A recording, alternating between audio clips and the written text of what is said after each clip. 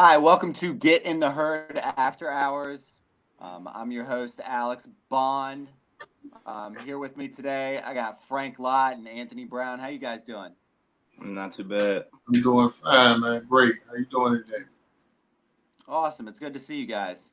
We were supposed to have, as you saw in the intro, Jeff Proctor also on, but his car broke down, and he's currently working on it on the side of the road with a friend, so he can get home safely and everything. So I guess keep him in your thoughts. We'll have him on another time.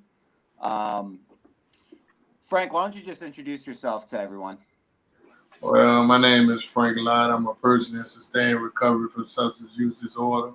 What that means to me is I've been absent from all mind and mood altering substances, which brings me a sense of balance, control, and a consciousness in my life.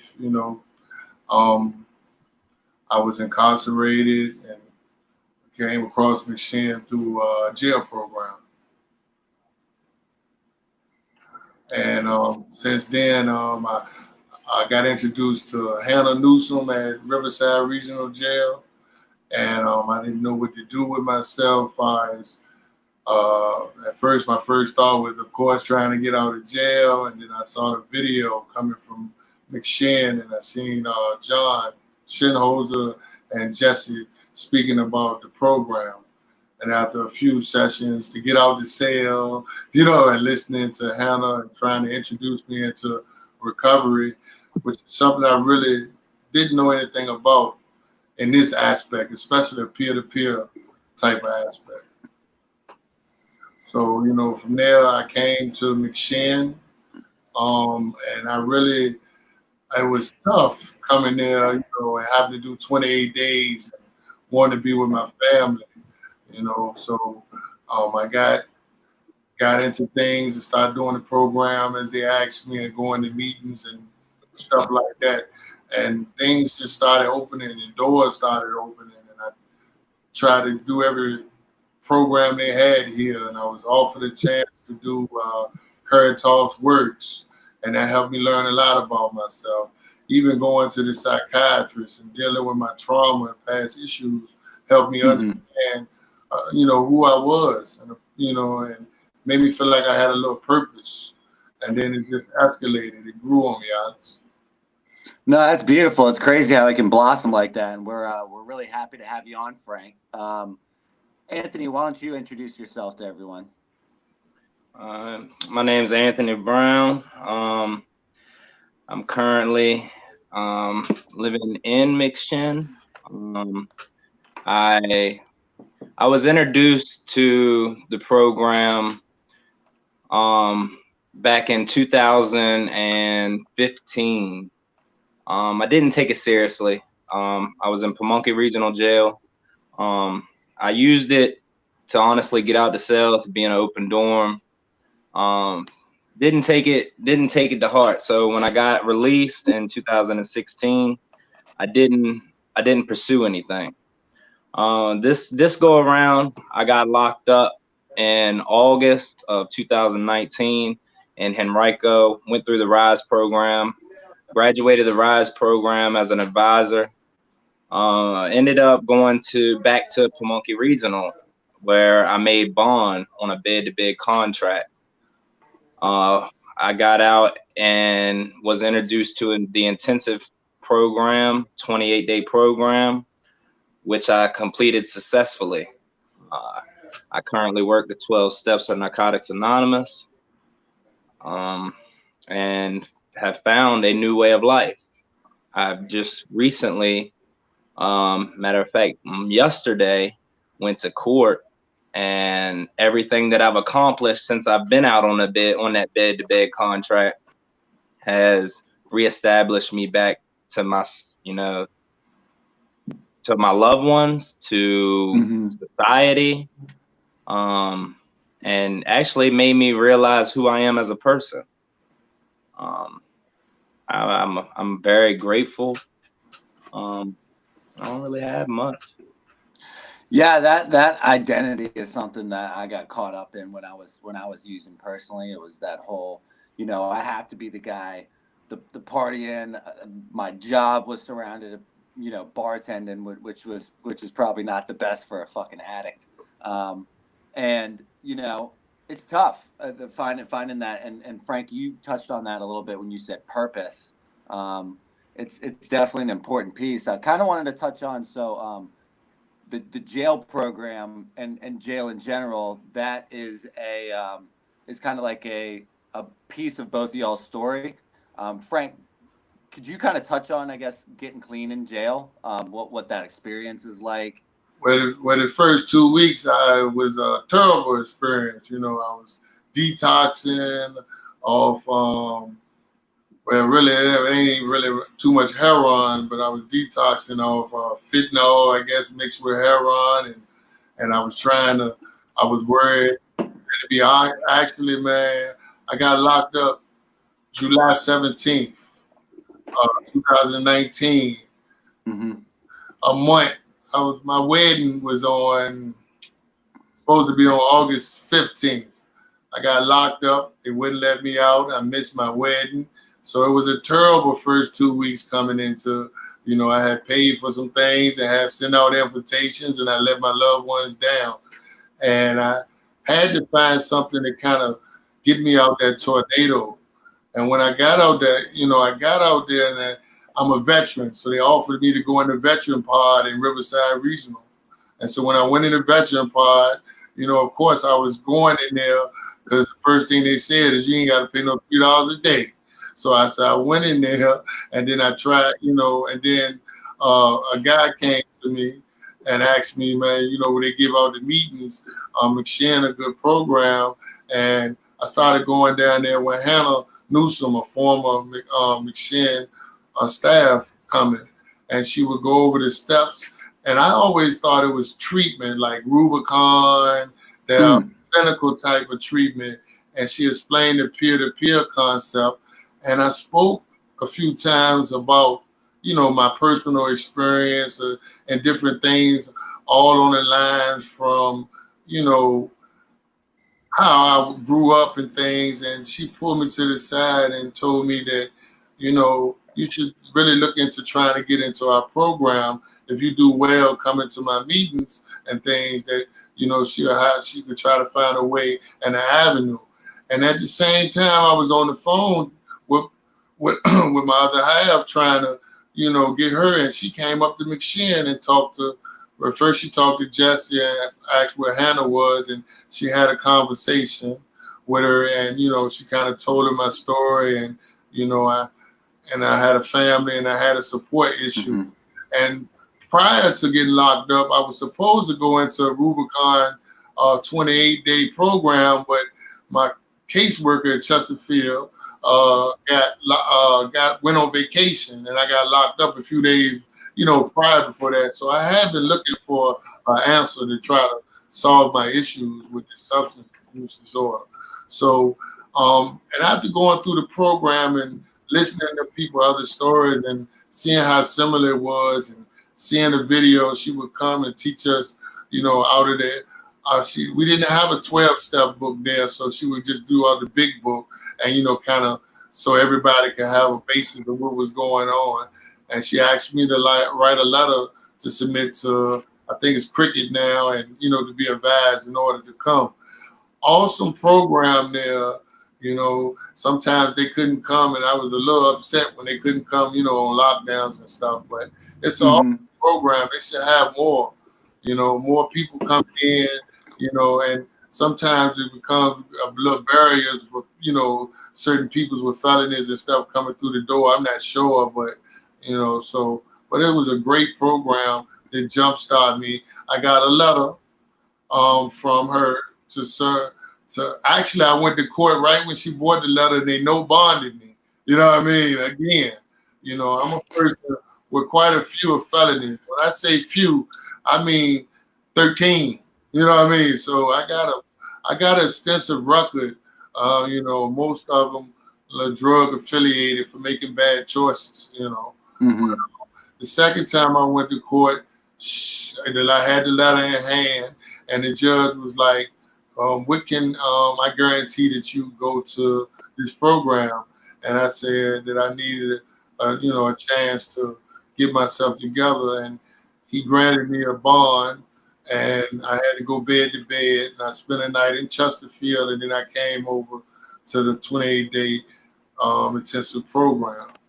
And from there, it was still tough, living with 13 and 10 different people, and going to, talking about your feelings in the 10-step program, in the 10-step at night, it was tough, and personality, it can get can wear on you, yours and others. And I had to sit back and think about some of the things that people were literally talking about in the 10-step, and understand that a lot of these people are just like me, either at an older age or at a younger age.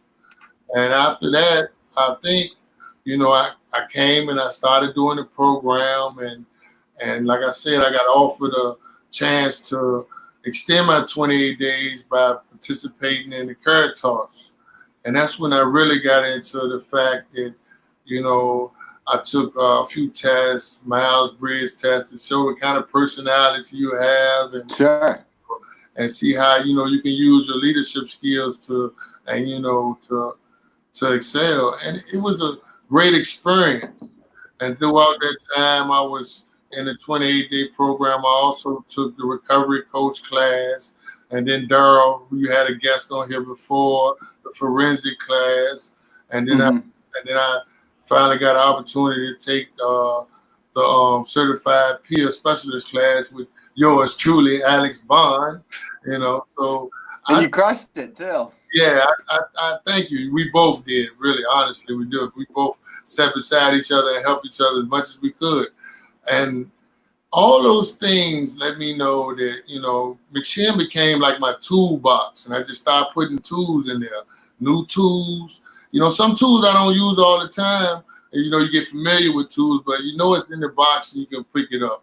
My 12-step book, the people around McShin, it was a great opportunity if you could, grasp the concept of peer-to-peer, because Rubicon didn't work with me for age 26, so, and at this age, it really dawned on me that, I can excel at some things and bring some qualities out of me and stay clean being in the herd. So, absolutely. And I think you touched on something that's really important in there was that intensive 28-day program, specifically the 10 steps that we do here. It can be, cagey at times and uncomfortable when we first get in and we're talking about our feelings, and I'm like, I'm a man. I don't need to talk about my feelings or anything. Anthony, you had a lot of really good shares, and then ended up being the house leader in that intensive program. What was kind of like your experience during that? Because I know that you took it seriously, and you did a good job. If you could just kind of maybe talk about how that may have helped your recovery or impacted your recovery in any way. Honestly, it was a wonderful impact. It impacted my entire life. This is my first go around ever being in, a recovery setting. Mm-hmm. And when I first came in, honestly, you was my manager. I pretty much stayed to myself, man. Like I really couldn't get used to it. So I had never been in like a dorm room for college, had to share rooms with people. It was really off. But then, the caring of everybody that was in the house, if I needed something, they was there. If they were cooking, they were offering, the friendship, the love that was, that was involved in that house, became my lifestyle.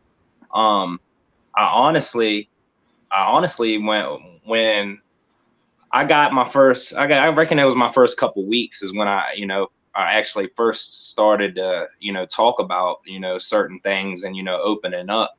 And once I started to open up, it was because I related with a lot of people. Realizing that I wasn't just the one that had certain issues in my life. Becoming the house manager, after you had moved on to another house, it was very frustrating. I was always out there trying to, help the new one, help the next person. But then at the same time, I had lost, myself. I wasn't working on myself as much. But then I actually was able to talk about it and get advice from others that had been through the same path. And once I realized that I needed to set back, take a look at myself, as well as trying to help others, I've come a long ways. I stayed in the intensive house for almost, I reckon it was right around 2 months, before I had left and went to a step-up house. I actually encourage a lot of people to this day when I come into the church about, that house, and I tell them, hey, you might hear the same things over and over. You might think it's petty. You might think that this isn't the way, but at the end of the day, you can't think like that, because if you felt that you feel that it's petty, you feel that, you don't want to do it, where has your thinking gotten you? And that's something I come to realize, because at first, like, I was like, the hell with this. I'm tired of them saying the same shit. I'm tired of having to do the same shit. What do you mean I can't have a cell phone? Right? What do you mean I can't have a phone? Like, and then I get caught with a phone. You know what I'm saying? Like, but after getting caught with the phone, I realized, like, well, no wonder they don't want you to have a phone, because at the same time, you're so worried about everything that's on this phone, social media, the women, your flawed life over social media. You don't have time to sit and reflect on, the things that you're actually doing wrong. So I come to realize, like, man, not having a phone can actually change your life. And it changed mine, not having to deal with everything, focusing more on myself, just listening, taking in the advice. It's a hell of a structure.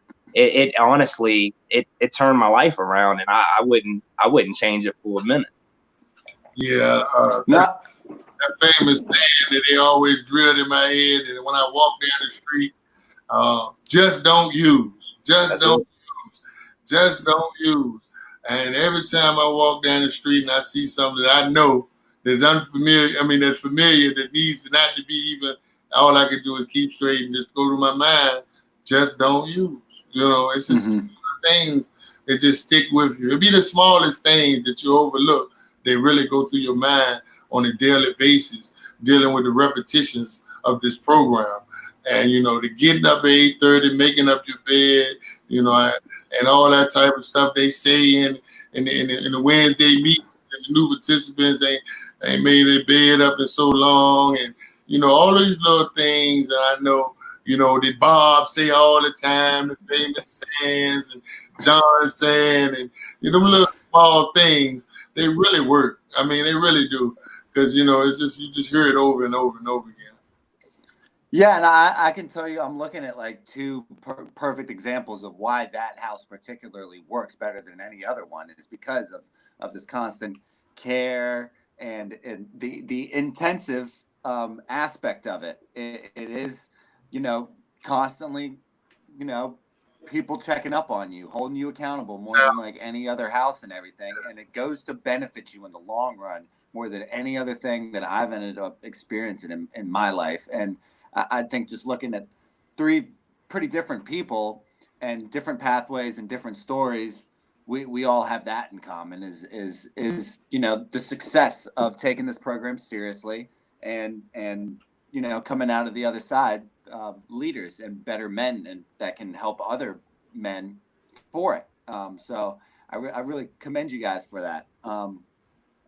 Anthony, you and I were talking before the podcast about rebuilding some of those lost or maybe tainted relationships. Can you kind of touch on that a little bit? How recovery has helped mend some of these burnt bridges and things like that? Yeah. Honestly, man, I honestly don't know where I'd be if it wasn't for this program, honestly, because I have relationships with a lot of people now that I never had, including my son, my sister, my brother who's in recovery. I speak to my mom more.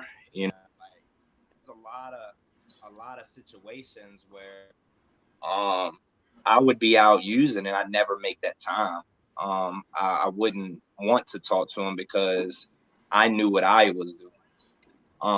And I burned those bridges, because of all the lying that I was doing and the things that, in and out of jail and using drugs and trying to lie and cover it up. I was in a relationship and it was the best relationship I had ever been in. And it gave me a family life, something I had always wanted when I got out in 2016. And I said, I'd never use drugs. But I never tried a program. So I was trying to do all this and maintain everything on my own. And it ended up, bite me in the rear because I ended up falling back using again. And it caused a lot of problems. I ended up, using, stealing, losing contact with family, not seeing my son as much. So I went on a run. I took off out of state, ended up, on a whole bunch of failure to appear, drug charges, stealing charges, larceny. Ended up, saying that I was going to get my life together. Next thing you know, I find myself using again. I didn't have no structure. So I burnt more bridges. And I come back to Virginia. And at that point of me fleeing and taking off from everything and, trying to become ghost and leave my problems behind, I ended up actually causing more problems. I lost contact with my son, didn't get to see him for almost a year. Ended up losing my relationship, ended up back in jail. But then no sooner than I went into jail, I said that I know a way. I'm very familiar with, Cricket at McShin, and I seen the way he used to live and how he changed his life around. And when I knew that had to be the way, and I had to try it. I did everything in my power. I came out, and I've stuck with it since day one. I'm working on getting my year key tag in the next few weeks. And I've gained. Here we go. I get my son pretty much every weekend. I can call my sister and, ask her for anything in the world. I'm able to go shopping and stuff with my brother. You know, I have a friendship, with the woman that I was with during active addiction. And it just the repetitive process that it took of me realizing that the way I was living just wasn't the way. Drugs wasn't the way I was thinking, the negative thinking, the staying in my head and thinking that I'm always right no matter what. When did I ever give the chance to actually listen to other people and actually get their side of the story to actually figure out, where I'm going wrong? Because that was always the issue. I thought I was right. You couldn't tell me no different. And I'm going to do what I want to do. I'm going to think how I think at the end of the day. Well, once I gave all that up and I took in every advice that I've been given since everything that I've learned in the program and utilizing the steps, I'm wrong. There's no way around it. So therefore, being wrong has given me the opportunity to have that relationship, have that, bond with my son, have that family back. And I wouldn't change it for the world. Every day gets better. I'm finding more things out about myself every single day that I'm able to work on and change to better not only myself, but the being a father to my son, being a son to my mother, a brother to my brother and sister. I'm finding out a lot, and I owe it all to the program through the intensive, where my foundation began. They say, don't forget where you came from. Well, where I originally came from as a child, I want to forget that, because all of that got me nowhere. But I can tell you that foundation and that intensive part of that program, that's the man I am today. And I wouldn't take it back for nothing. No, that's beautiful stuff, man. Especially when we quit being stubborn and holding on as tight as possible, and we can get release and get rid of some of that shit. It's just a whole new light at the end of the tunnel. So that's beautiful stuff, Anthony. Frank, what about you, man? What are some newfound things that you've seen and felt in recovery?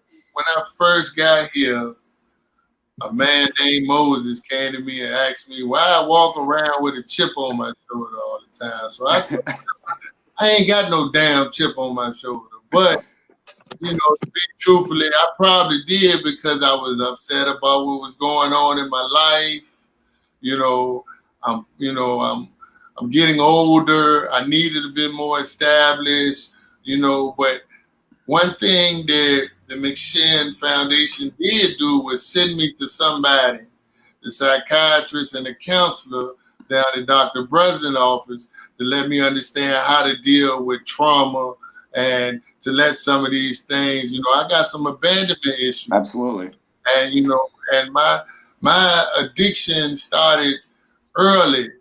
And I was a very aggressive. I played sports and football, so I always was taught to knock somebody on their hind parts, an old school word. But I was taught to knock somebody down, and I've always, had that. That's how I released my anger. But what really happened is I started playing sports and excelling, and I was put in a responsibility role like in the 10th grade, and I started hanging with 18 and 19-year-olds that was drinking, and by drinking, I'm hanging with them. So I started putting beer in my refrigerator at like 14, 15 years old, because my grandma got tired of picking 40 bottles up beside the bed and said, boy, just put it in the refrigerator.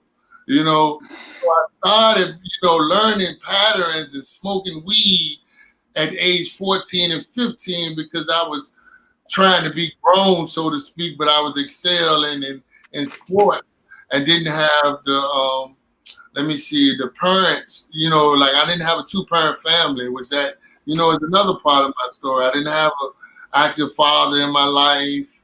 My mother and mother had me when she was 16, and I was basically growing up with her, and because I look back at, I didn't have a child to 35, and it was hard then. It's hard now, so I can imagine at the age of 16 how hard it was. And it's not that I'm putting responsibility, or blame on her, but those kind of things made me grow up extremely early by being a male, and then playing football and hanging with the 19 and 18-year-old seniors, and they was getting drunk every day. So I was doing the same thing they was doing, and it became a pattern. And going to the psychiatrist and the psychologist and the counselor, plays an important fact. If you sit there and you start with that 10-step and learn how to talk and learn how to be honest, and you don't have to be rude to be honest. That's another thing. You can be, you can choose your words wisely and be real honest without being rude, because that becomes just a shouting match and just you trying to nitpick at people, so, but as I got older, I drank and then went, and I dealt with, and then probably about 40 years age, I found out that I was named after another guy, and that really wasn't my father. So I hold a lot of resentment to my mother, which made me even get higher about why the hell did you wait till I was 40 years old to tell me a story like that? I kind of starts, self-medicating off trying to deal with the issues of, here I thought that, somebody else was my father. All those are trauma. Those are life-changing experiences that I found out by coming through Machine and found the tools to cope with those. That I never had nobody to talk to. I would never tell nobody on a YouTube channel or a Facebook Live about my interpersonal life, that I effed up my wedding and I did this. But I've learned that I have to get that out in order to grow. I learned how to tell my story in order for people to have similar stories in order for them to open up and give me that support. And that's hard, what I'm saying? Especially when you come around drinking and drugging and doing everything that you've been doing on your own, this lady, that lady, hopping. I've been blessed to be in a relationship for over 10 years. And I know I had a special person in my life. Now I got to learn how not just to keep them, and not just to love them, but I'm learning how to love myself. And that's an important factor. And all these things that I've done in McShin has helped me, and all the way down to how to deliver it, because I've always been, I'm already 6'2", 200 so pounds. So, people usually, when I come off, I talk loud. So I've learned how, not that I'm saying the wrong things, it's just it can be intimidating. So I've learned some things about myself. And like I said, it started in that intensive house, learning, why do these things keep happening to me? Why is, people coming to me with, these type of issues, and learning to cope. And it started, like I said, it started with Michelle. A lot of these things that I didn't know, and the coping skills, I just really didn't have an idea. Yeah, and the thing I noticed was it's like, why do these things happen to me? And it's mostly my fault. It's like, oh, poor pitiful me, and then dealing with these resentments, I figured out, shit, it's mostly my fault to begin with. Yeah, I've made some bad choices, but a lot of impulse choices and a lot of repetition choices that I thought that was good choices were really actually not so good for me. I'm thinking that I got this nice girl, that's the move. That's not the move if you're not working on yourself.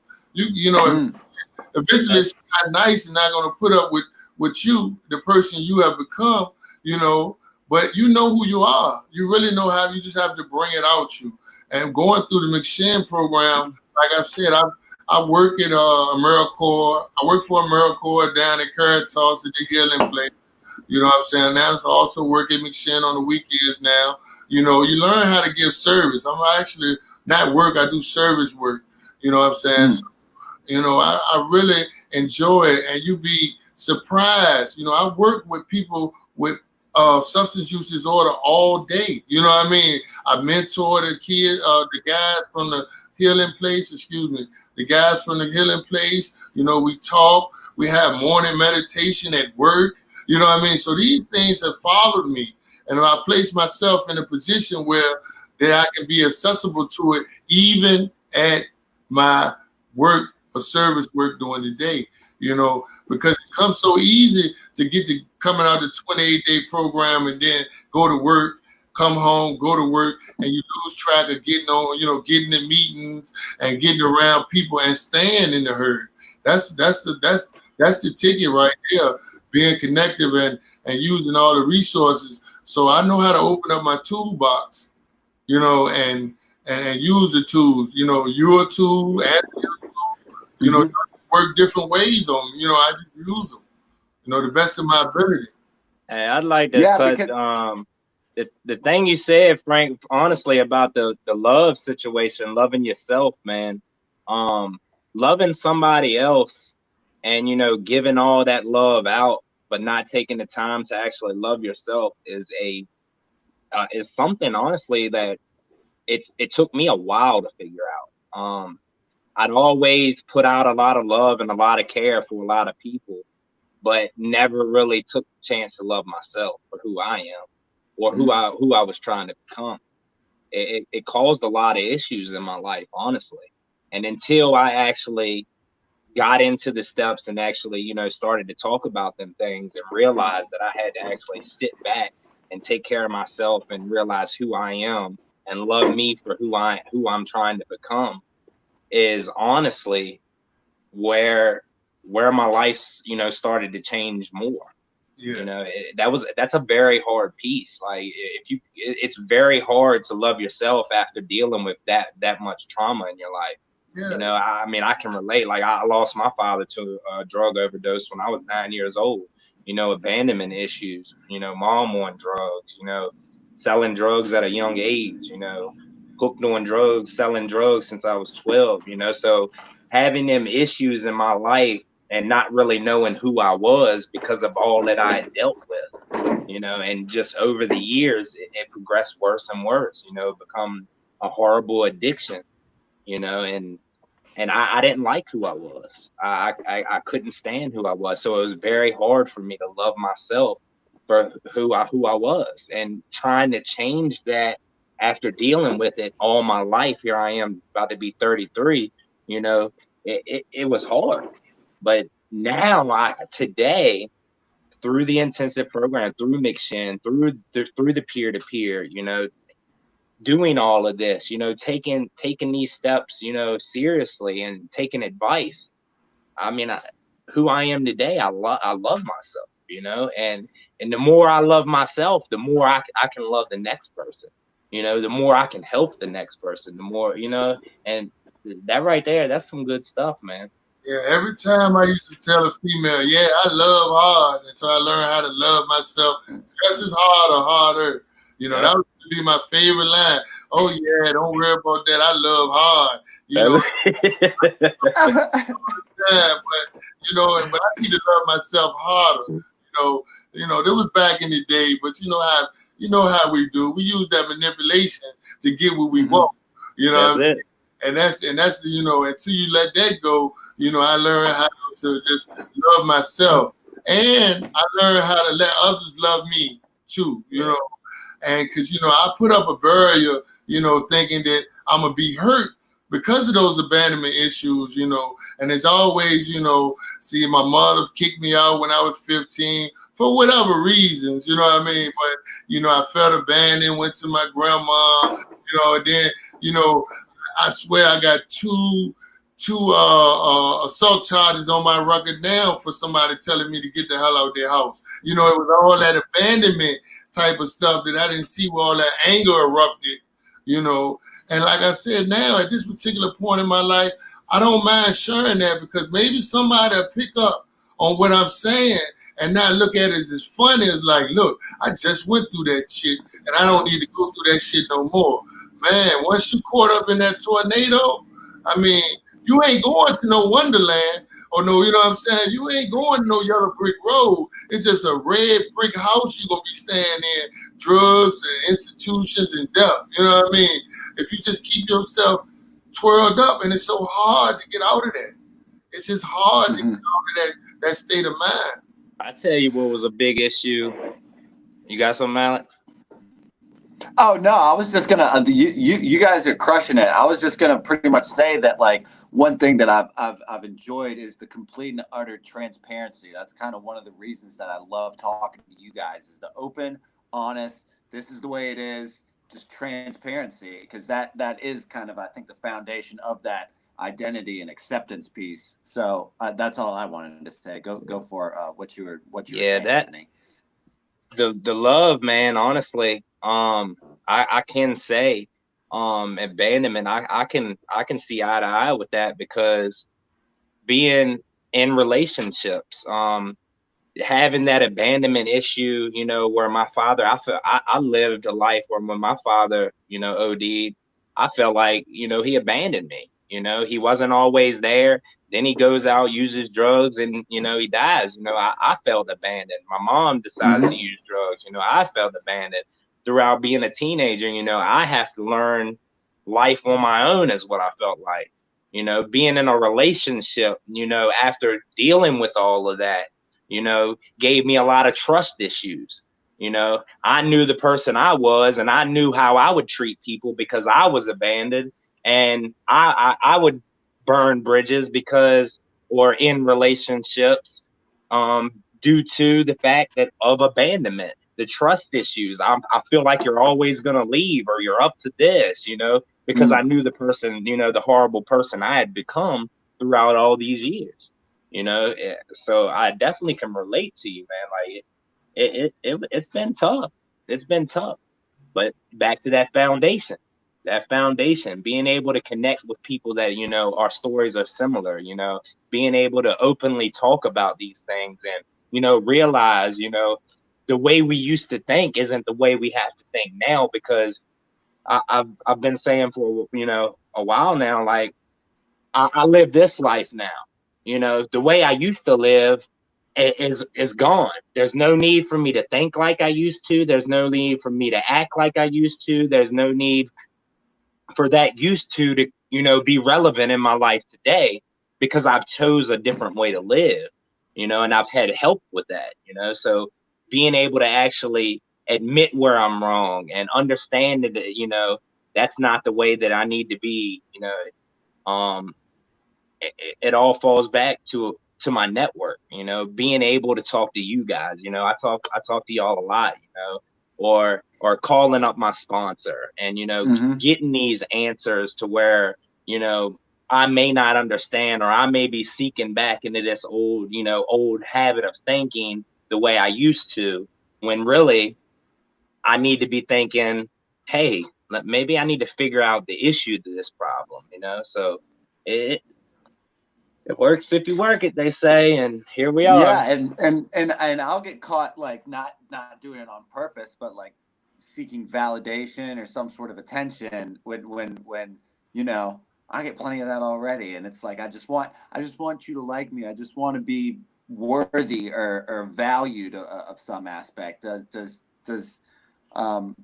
that resonate with either of you guys? Man, do you already know I just be wanting to be like everybody else, man. But I just look at it like this. If I go throughout the day and, you know, I got people speaking to me and I speak back and I engage in the people that are just like me, that I should get the same type of response. I mean, of course, everybody's not going to look at you until they understand the person you are. So that becomes an important part about that sharing and picking up the phone.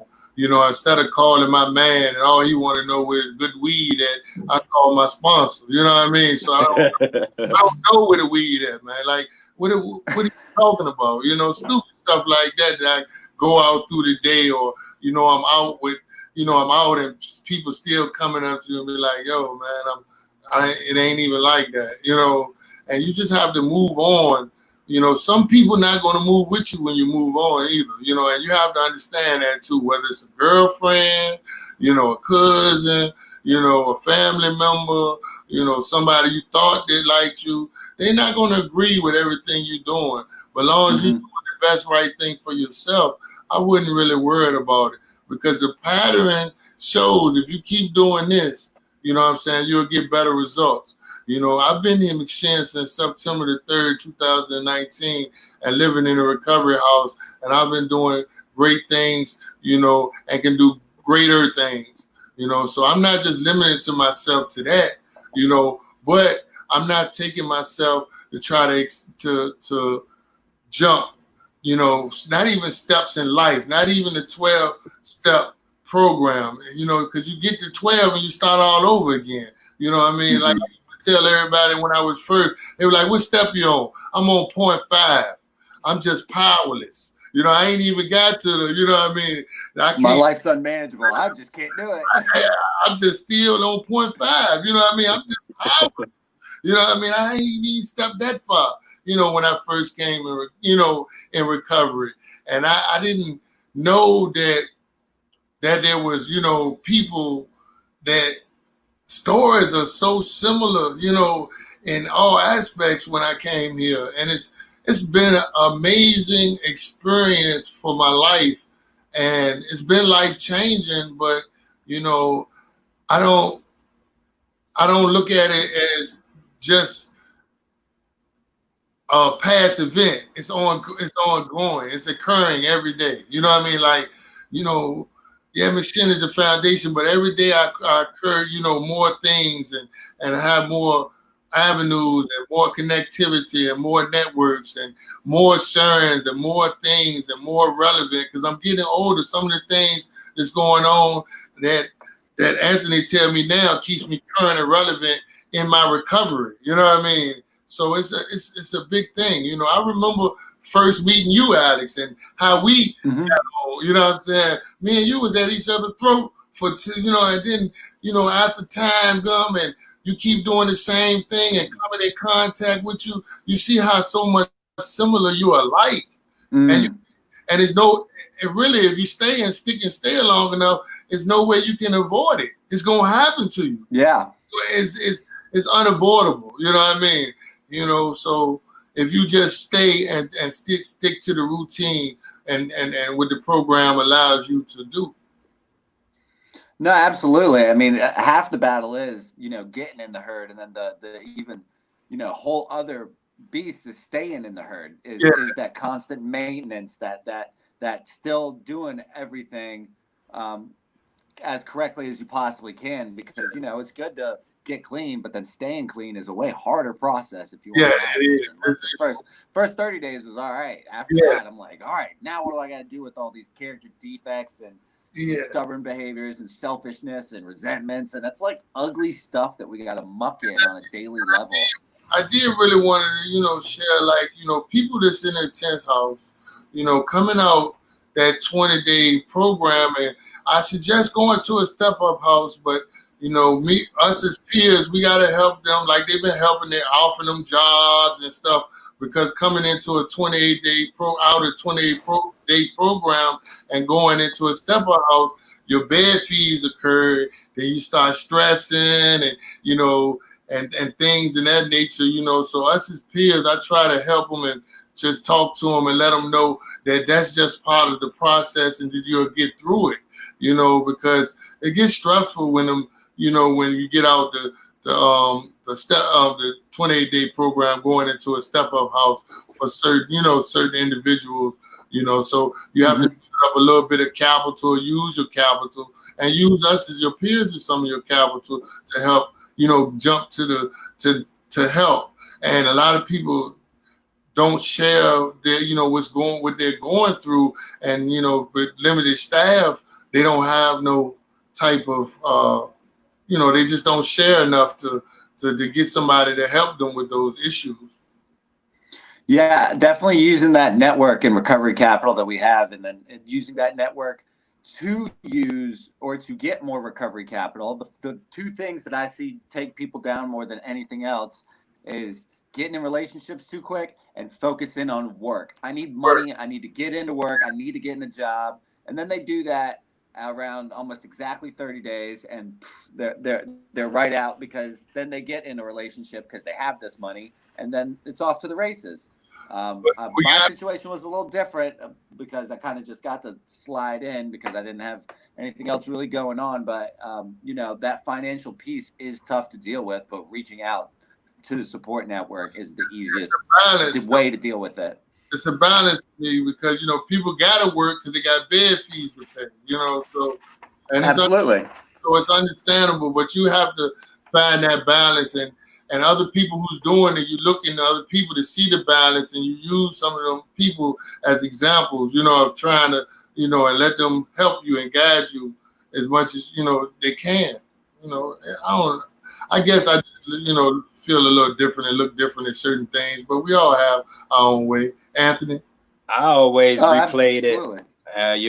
it. You can probably relate. You've heard this saying, a closed mouth don't get fed. Exactly. And I always looked at it like that. When I was always taught that I needed to share shit or that I needed to talk about something and I needed to get out there. When I realized that, hey, I had bed fees, or hey, I need a job, or hey, I need this, or anything that I needed, things like, just anything. A closed mouth don't get fed.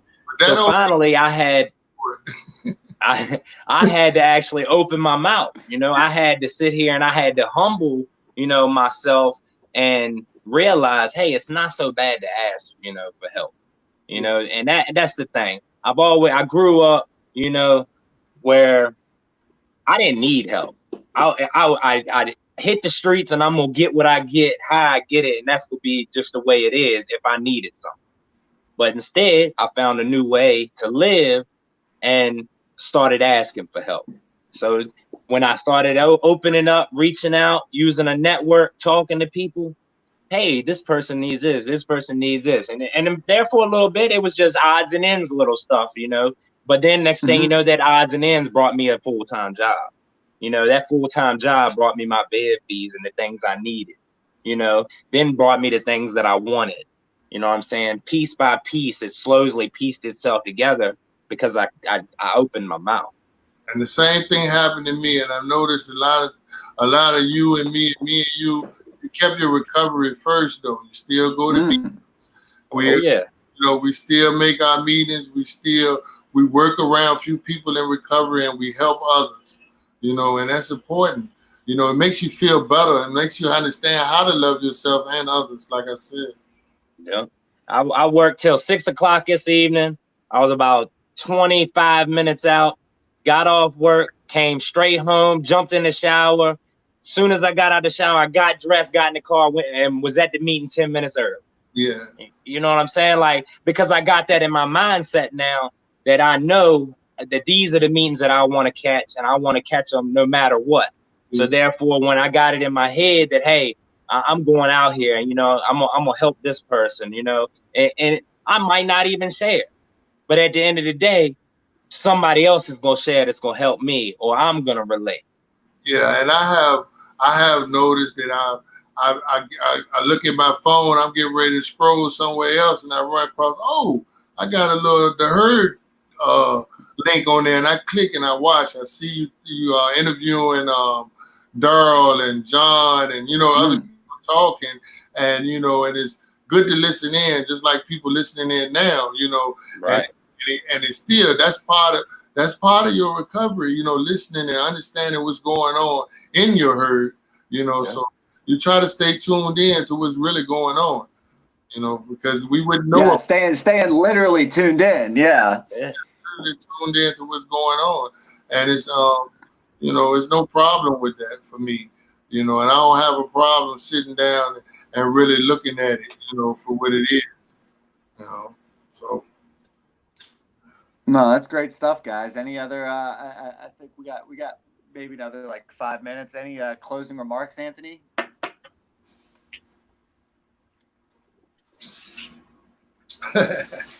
Any closing remarks, Mr. Anthony?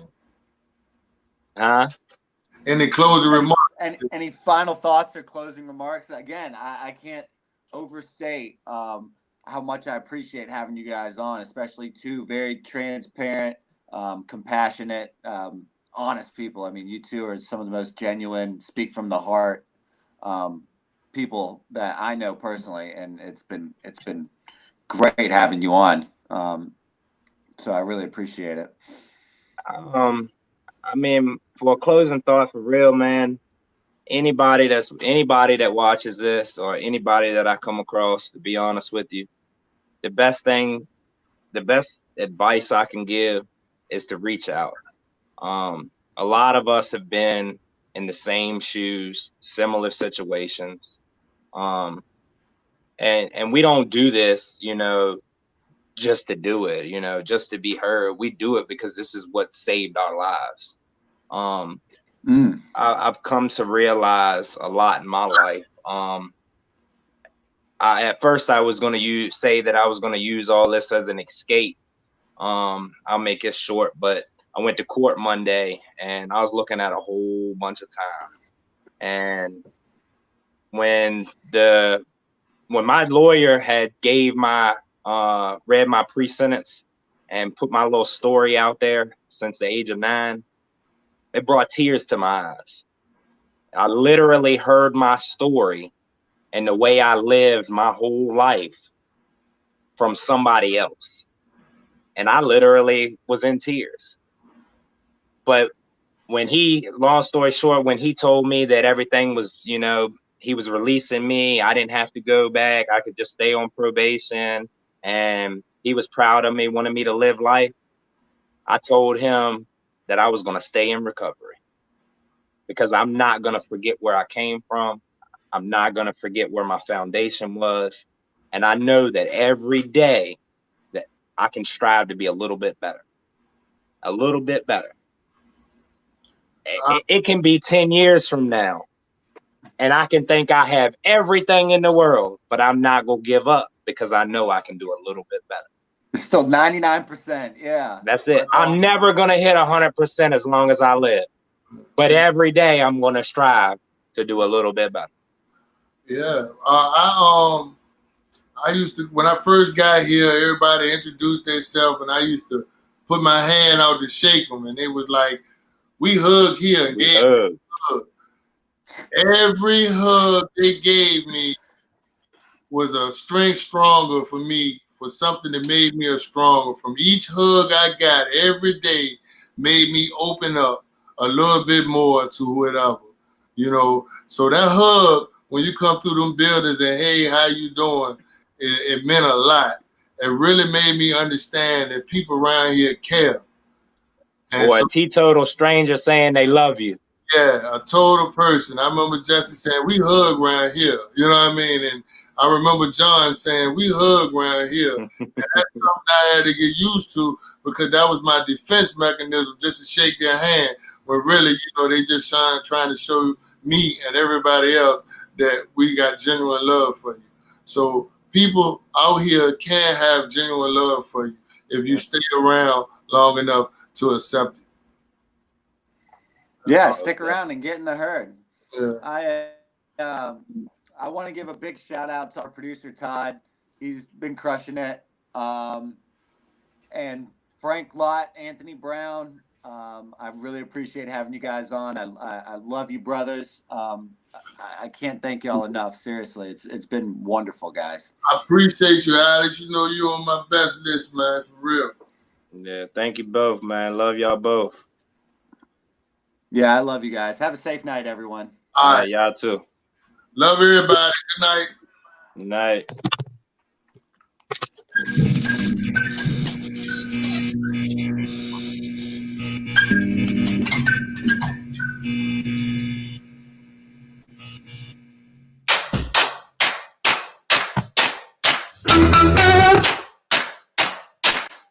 Welcome to Get in the Herd.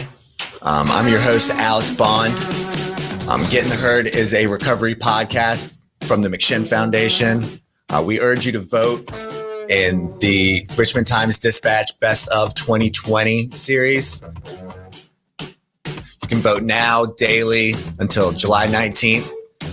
This podcast is for those with substance use disorder as well as their friends and family. And it's really made a foundational impact on my life as well as others. And we just urge you to try to help out. Thanks.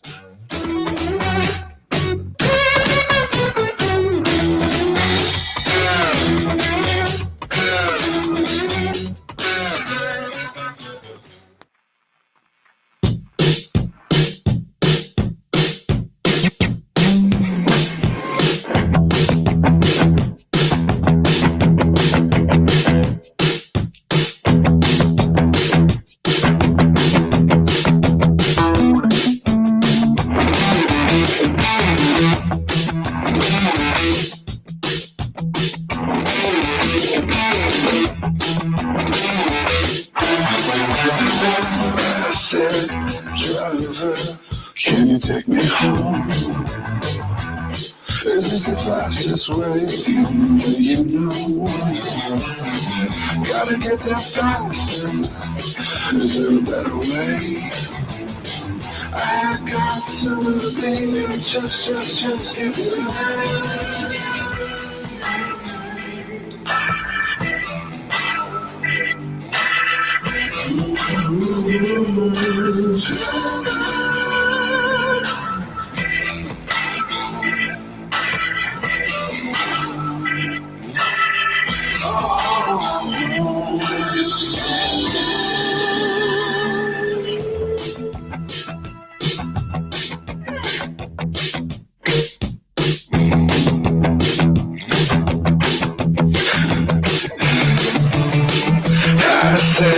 Driver, can you take me home? Is this the fastest way? The only way you know.